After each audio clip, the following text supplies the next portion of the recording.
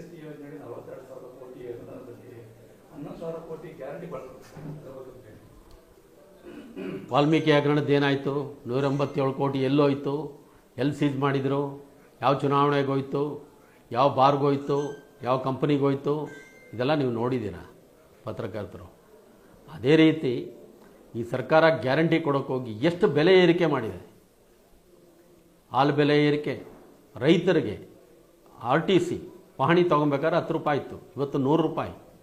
Registration value ಜಾಸ್ತಿ, bus charge ಜಾಸ್ತಿ, ನೀರಿನ ದರ ಜಾಸ್ತಿ, ಆಲ್ಕೋಹಾಲ್ ದರ ಜಾಸ್ತಿ, ಎಲೆಕ್ಟ್ರಿಕ್ ಬಿಲ್ ಜಾಸ್ತಿ, ಎಲ್ಲ ಸರಮಾಲೆಯಂತೆ ಎಲ್ಲ ದಿನನಿತ್ಯದ ವಸ್ತುಗಳನ್ನ ಬೆಲೆ ಏರಿಕೆ ಮಾಡ್ಕೊಂಡು ಹೋಗಿ ಕೂಡ ಇವ್ರ ಕೈಲಿ ಆ ಗ್ಯಾರಂಟಿನ ಪೂರೈಸೋಕ್ಕಾಗ್ತಾ ಇಲ್ಲ.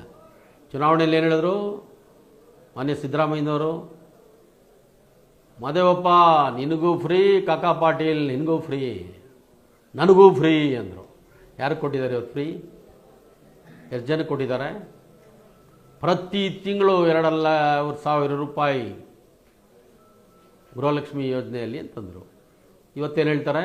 ನಾವು ತಿಂಗಳು ಕೊಡ್ತೀನಿ ಅಂತ ಹೇಳಿಲ್ಲ, ನೀವು ಕಟ್ತಾ ಇರಬೇಕು ಟ್ಯಾಕ್ಸು, ಆಮೇಲೆ ನಾವು ಕೊಡ್ತಾ ಇರ್ತೀರಿ ಅಂದರು. ಈ ಥರ ಏನು ಜನಗಳಿಗೆ ಟೋಪಿ ಹಾಕಿ ಇವರು 130,000 ಸೀಟುಗಳು ಗೆದ್ದು ಬಂದಿದ್ದರು. ಈ ಸಾರಿ ಚುನಾವಣೆಯಲ್ಲಿ ಈ ರಾಜ್ಯದ ಜನ ಏನು ನಮ್ಮ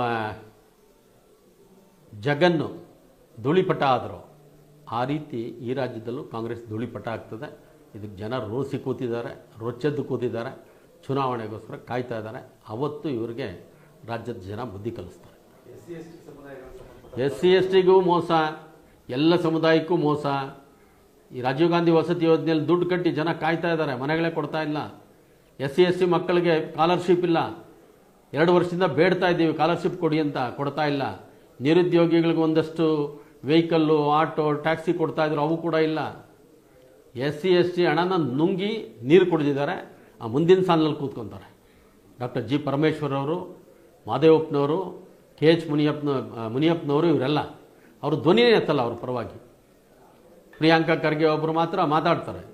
ಇದ್ರ ಬಗ್ಗೆ ಮಾತಾಡಲಿ, ಆ ಜನಾಂಗಕ್ಕೆ ಯಾಕೆ ನ್ಯಾಯ ಮಾಡ್ತೀರಾ ಅಂತ ಮಾತಾಡಲಿ.